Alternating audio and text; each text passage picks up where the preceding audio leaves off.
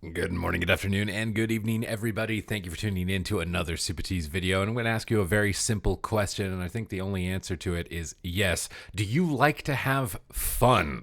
Well, moving into Season 4, Balanced Druid with the Necrolord Covenant is looking like a lot of that, especially with the uprising of Warlocks moving in here, and the synergies that this build will have with those classes is going to allow you to do an enormous amount of damage to the point that it is no longer unrecoverable. I've been seeing a lot of teams trying this out.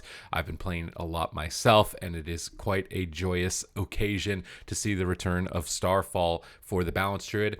In today's video, I'm going to be covering the talents and the build that you likely want to be running with this, as well as a little bit of gameplay to give you a taste of what it is capable of and what you're looking to do in the match. So let's get started. The first thing we're going to need to do is figure out what talents we're going to play. Nature's Balance is just an auto lock-in at the moment. You do not need to think about it.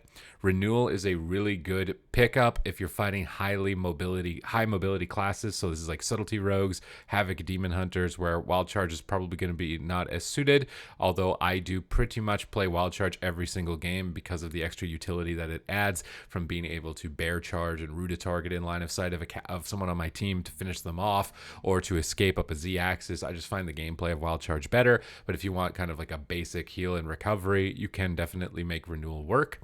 Guardian Affinity is going to be an auto lock. It's just 6% reduced damage and provides you Frenzied Regeneration, as well as Incapacitating Roar to allow you to interrupt casts or to chain into Cyclone. So a lot of great utility provided by this, and you need the defense. This next row, Mighty Bash is really good into anything that can get out of Root Solar Beam, so classes that have freedom effects, classes that you expect to be Gnome healers, Resto Druid healers that can shapeshift out of Mass Entanglement. Mass Entanglement's good into every other healer that you know is not going to escape a Solar Beam in combination with it, but it is also good into classes that have pets. Beast Mastery Hunters, Demonology Warlocks, and Unholy DKs are kind of your priority ones, so fighting those, it's a good idea to pick this. If you're fighting classes that you know it's going to be tough to get the combo, Bash is still a really good pickup, especially if you're focused on this dot build, because Mass Entangle might break on a healer anyways, with the main focus being dotting every target. So Bash might be a bit higher of a priority for you. Star-Lord is really good. This is just going to give you a stack of haste, 12%, really important for scaling our dots and getting as much AoE damage out as possible. I have seen some conflict between Twin Moons and Stellar Drift.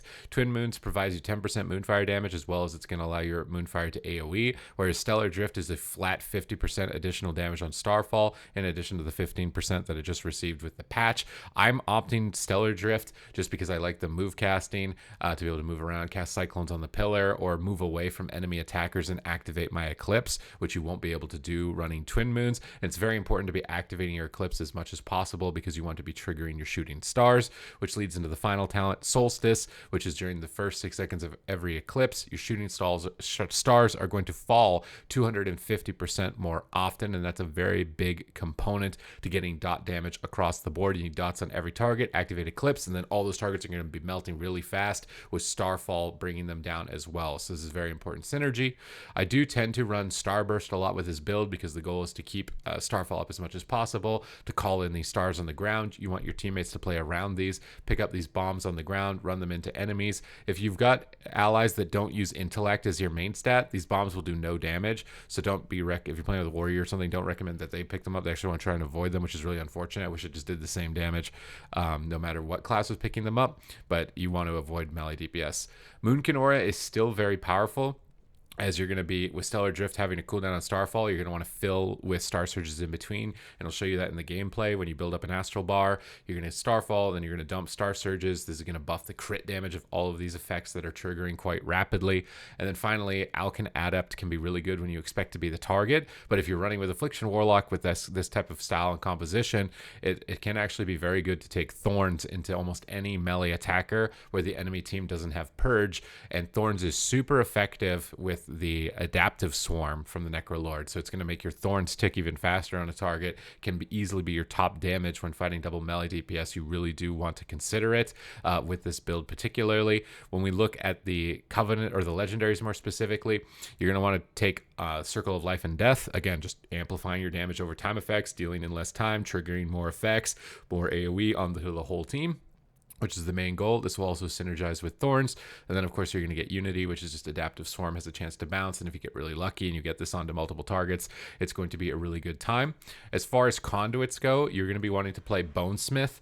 And the main reason you're going to want to be playing Bonesmith, let me see if I can bounce this over by a screen. I'm hoping that I can bounce it over by a screen so you guys can see it. It wants to push it over there. I'm going to have to move my camera out of the way. It's fine.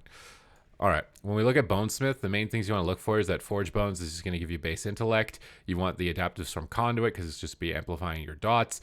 Tireless Pursuit is a really great conduit just for mobility and moving around the map. Well-Honed Instinct's probably the best defensive conduit in the game, just automatically triggering your Frenzied Regen. And then Innate Resolve to buff all of that Frenzied Regeneration healing. And then Hamir's Arsenal Marrowed Gemstone, which is a very important conduit to be taking down the center. This is so that every 10 critical strikes, you're just going to gain 18% increased critical strike, and you will notice when this buff goes up. You may want to get a weak aura to track when it's up so you can try and spend your astral power during this time because it does a lot of damage. Fury of the Skies is just going to provide you an extra damage onto targets that are dotted, which is your main priority. And then Carver's Eye is going to grant you a nice boost of mastery, buffing all of that spread damage. Earthsign Vigor is going to just be giving you extra health when you go into bear farm, so you've got more survivability. And finally, Mnemonic Equipment, which is honestly very lackluster. Doesn't really, you're not going to really care about this, but you have to get it. It is unfortunate with this build that we can't get the longer socio alignment, but at the same time you don't really want it because the main goal is to rotate into as many eclipses as possible while maintaining your dots to trigger those extra shooting stars to hit their target. That's kind of your main priority with this type of build. But we've covered the talents, we've covered the legendaries, we've covered the conduits. This is kind of like the basic primer of equipment that you're going to need to try and bring into PvP to combat. You can see my stats are pretty evenly spread. A focus on haste, a focus on versatility, and then mastery, and not so much crit, again, because the conduit here is going to be amplifying our crit for us. You may want to run a Battle Master or an Aegis, depending on if the enemy has a rogue.